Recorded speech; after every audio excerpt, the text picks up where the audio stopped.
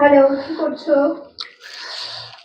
আজ তো তুমি কিছু রান্না করলে না, তাই আমাকে বললে যখন যে কিছু করে খাওয়াতে, আমি ভাবলাম যে বানাই তো মাটার মাশরুম বানিয়ে দিই, কি আছে। ওয়াও!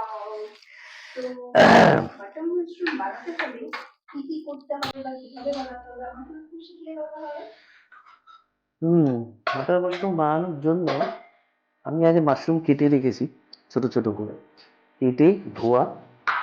কিন্তু এটা প্রথমে একটুখানি আমাকে ম্যারিনেশন করতে হবে। ম্যারিনেশন করার জন্য আমি যেটা করব সেটা হচ্ছে যে কড়াই চাপিয়ে দিয়েছি, একটুখানি গরম হোক, জলটা বাষ্প হয়ে বেরিয়ে গেলে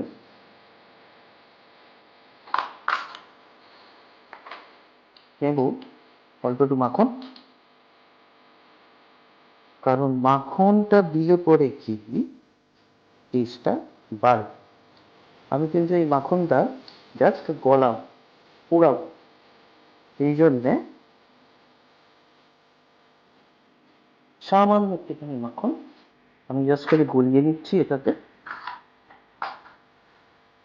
মাশরুমগুলো কেটে ভালো করে ধোয়া আছে একটা জায়গায়, জাস্ট আমি ওগুলো নিয়ে নিচ্ছি। নেওয়ার পরে যে বাটারটা আমি গরম করেছি সেই বাটারটা আমি দিয়ে দেবো।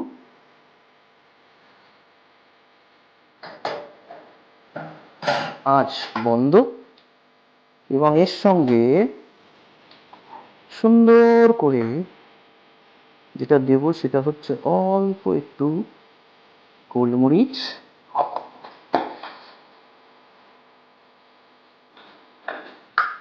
তারপরে দেব আমি নুন। খেয়াল রাখতে হবে কিন্তু নুনটা দিলে পরে জল ছেড়ে যায়, সেই জন্য নুনটা অল্প দিতে হবে। আর দেব হচ্ছে এখানে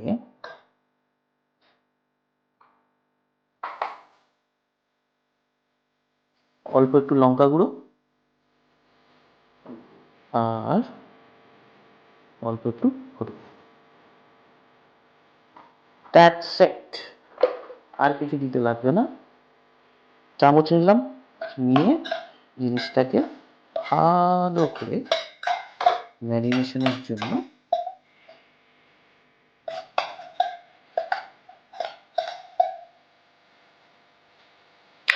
কড়াইতে দিয়েছি আমি অল্প একটু মাখন, সামান্য তেল, দুটো শুকনো লঙ্কা। এবার যেটা যাবে সেটা হচ্ছে সুন্দর করে 1.5 খানা পেঁয়াজ।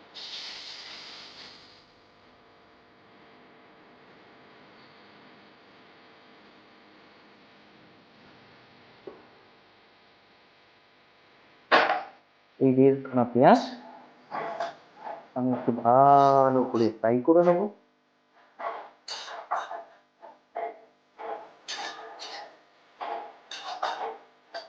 আচ্ছা, এখানে আরেকটা জিনিস, পেঁয়াজ তাড়াতাড়ি হয়ে যাওয়ার জন্য অবশ্যই আপনারা সকলেই জানেন, নতুন কিছুই না, একটুখানি এটার মধ্যে দিয়ে দিতে হবে নুন।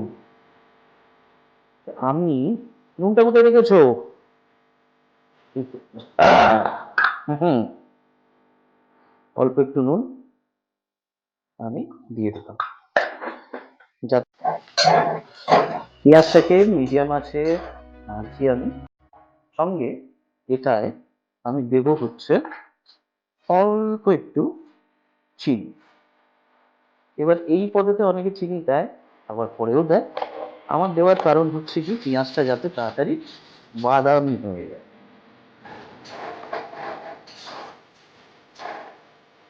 আঁতে থাকবো, আঁচটাকে অল্প বাড়ালাম।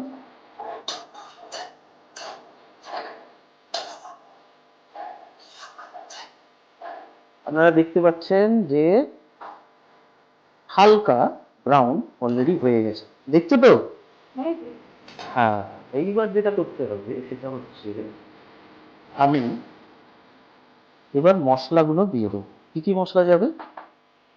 অবভিয়াসলি যদি আপনারা ঝাল খান তাহলে পরে লঙ্কা গুঁড়ো দেবেন, আমরা ঝাল কম খাই সেই জন্য অল্প লঙ্কা, ধনে গুঁড়ো, জিরে গুঁড়ো আর অল্প একটু হলুদ। আচ্ছা, কারণ আমি যদি আগে মশলাতে ম্যারিনেশন করে রেখেছি, সেই জন্য এখানে আমি মশলা অল্প ব্যবহার করি। এমনিতেও আমার বাড়িতে অল্প মশলাতেই এবং অল্প তেলেতেই রান্না করা হয়, আমরা মনে করি সেই না। এবার একটু তেল ঘি বেশি ব্যবহার করলে পরে তার টেস্টটাও অনেক বেশি এনহ্যান্স হয়। কিন্তু যেহেতু আমরা বাড়িতেই খাচ্ছি, স্বাস্থ্যের দিকেও তো খেয়াল রাখতে হবে ভাই। দেখো, মশলা দেওয়ার পরে অলরেডি পেঁয়াজটা হালকা হয়ে এসছে। এবার যেটা টমেটো আর কাজু যে পেস্টটা আমি করে রেখেছিলাম, সেটা আমি দিয়ে দিচ্ছি।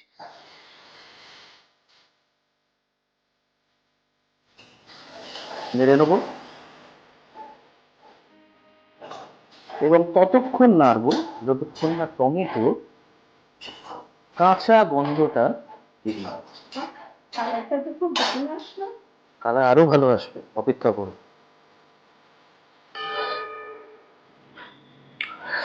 ব্যাস, তারপরে সামান্য একটু জল দিয়ে জিনিসটাকে এবার রান্না করে নিতে হবে। কিরম ভাবে? যতক্ষণ না এই জলটা পুরোভাবে শুকিয়ে যাচ্ছে এবং সাইড থেকে তেল যাচ্ছে, ততক্ষণ মশলাটাকে কষাতে হবে। আর সেখানেই গুপ্ত টেস্ট লুকিয়ে আছে। যত কষানো তত টেস্ট। এবার আস্তে আস্তে কষানো এবং টেস্টের জন্য। আচ্ছা, এখানে এই সময়তে আমি কড়াইশুঁটিগুলো দিয়ে দিচ্ছি, যাতে ভালোভাবে সেদ্ধ হয়ে যায়। আপনারা চাইলে আগেও দিতে পারেন বা হয়তো পরেও দিতে পারেন, তবে আমি বলবো এই স্টেজেতে দিতে পারেন, জিনিসটা ভালোভাবে সেদ্ধ হয়ে যায়। তাই তো নাকি? ঠিকই করছি? ওকে।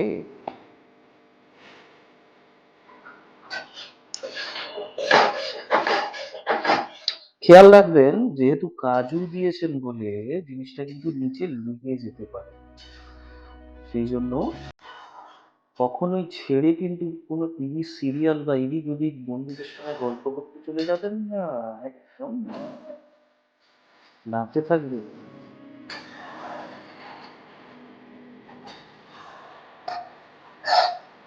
আচ্ছা, দেখুন জল কিভাবে কমছে, আরো ভালো করে কষিয়ে নিতে হবে এবং জল যতটা কমানো ততটা কমিয়ে নিতে হবে। আমি মোটামুটি 5 মিনিট কি 6 মিনিট হলো আমি জিনিসটাকে খালি কষিয়ে নিচ্ছি, আর কিছুই না এখানে।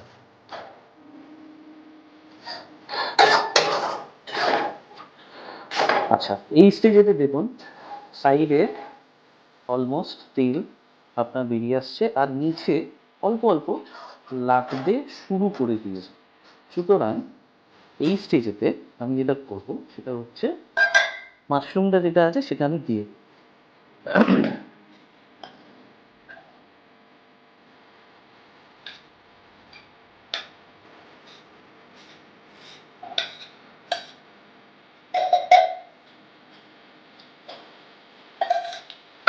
মাশরুম দেওয়া হয়ে গেল। এবার অল্প একটুখানি কষে নেবো। চেষ্টা করবেন যতটা পারবেন এই স্টেজেতে এখন জল দেবেন না, একটু পরে জল দিবেন, কারণ মাশরুমের মধ্যে অনেক জল এমনিতেই থাকে। আঁচটা বাড়িয়ে নিই।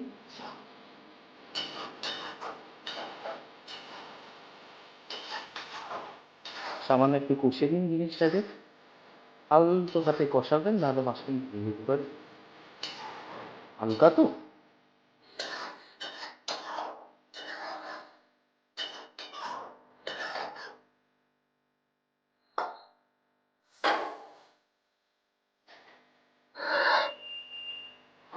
এবার অল্প একটুখানি জল দিই। আমরা চাইলে পরে গরম জল ব্যবহার করতে পারেন, আমি নর্মাল জল ব্যবহার করছি। গরম জল ব্যবহার করলে কি হবে, আপনার কুকিং প্রসেসটা কিন্তু থামবে না। আর নর্মাল জল ব্যবহার করলে কি সাধারণত একটু কুকিং প্রসেসটা থেমে। এখানে আমার একটা কোশ্চেন আছে, জলের পরিমাণটা আমরা কতটা দেবো? সামান্য 1 কাপের মতো, তার থেকে বেশি। কারণ মাশরুম যখন বয়েল হতে শুরু করবে তখন নিজেও একটা জল ছাড়ে। দেখুন একটা কনসিস্টেন্ট গ্রেভি তৈরি হয়েছে। এবার যে যেরকম গ্রেভি চান সেই গ্রেভি হিসেবে আপনারা জল দিতে পারেন। Thank you. আমি একটু করছি। এই স্টেজেতে আপনাদেরকে খানিকক্ষণ রাখতে হবে, ফুটতে দিন, জিনিসটাকে সেদ্ধ হতে দিন। যদি পারেন তো একটু আঁচ বাড়িয়ে অল্প 2 মিনিটের জন্য ঢাকা দিন, তারপর আঁচটাকে কমবে। এবার ঢাকা খুলে দেখি কি অবস্থায় আছে। হ্যাঁ, জল ছাড়তে আরম্ভ করে দিয়েছে। আঁচটাকে বাড়িয়ে নিন। এবার বুঝতে পারছেন মাশরুমের মধ্যে কত পরিমাণ জল থাকে। এবার এই জায়গাতে আপনারা জল মেরে নিতে পারেন, বা আপনারা যেরকম গ্রেভি চান সেরকম হিসেবে গ্রেভি রাখতে পারেন। আমি এতটা গ্রেভি রাখবো না, আমি জল আরও কম দেবো। মাশরুম কিন্তু খুব তাড়াতাড়ি সেদ্ধ হয়ে যায়। এটা ভাববেন না যে আপনি দিয়েছেন এবং আরও আপনাকে বেশিক্ষণ আপনাকে রাখতে হবে। মাশরুম হচ্ছে এমন একটা জিনিস যা খুব তাড়াতাড়ি কুক করে দেয়। এবার এটাতে আমি দিচ্ছি অল্প একটুখানি গরম মশলা গুঁড়ো, শাহি গরম মশলা যেটা বাজারে পাওয়া যায় অবভিয়াসলি, আর নাহলে আপনারা গুঁড়ো দিতে পারেন। একটু ভালো করে টস করে দিন। আর এটার সঙ্গে যাবে হচ্ছে সুন্দর করে, যেহেতু এটা ধনেপাতার সিজন, দিয়ে দিন ধনেপাতা।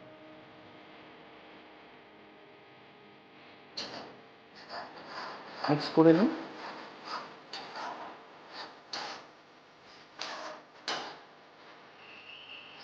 আর দিয়ে দিন হচ্ছে কাসুরি মেথি। কাসুরি মেথি যদি পারেন একটুখানি প্রথমে গরমে সতে করে নিয়ে দিলে পরে তার টেস্টটা অনেক বেশি আসে।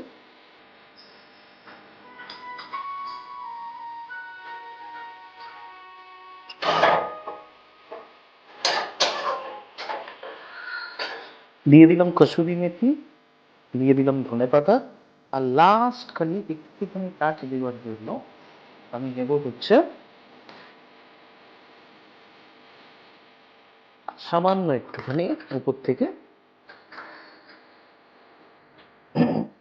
দিয়ে দিন মাখন। That's it, dish ready. এবার ডিশ আউট করার পালা। বন্ধ করে দিলাম। হ্যাঁ, এই হয়ে গেল আপনাদের রেডি। উপর থেকে জল ধনেপাতা, আর এবার আমরা যাই ডিনার করতে। আপনারাও করে খান এবং খেয়ে অতি অবশ্যই জানাবেন কেমন হয়েছে।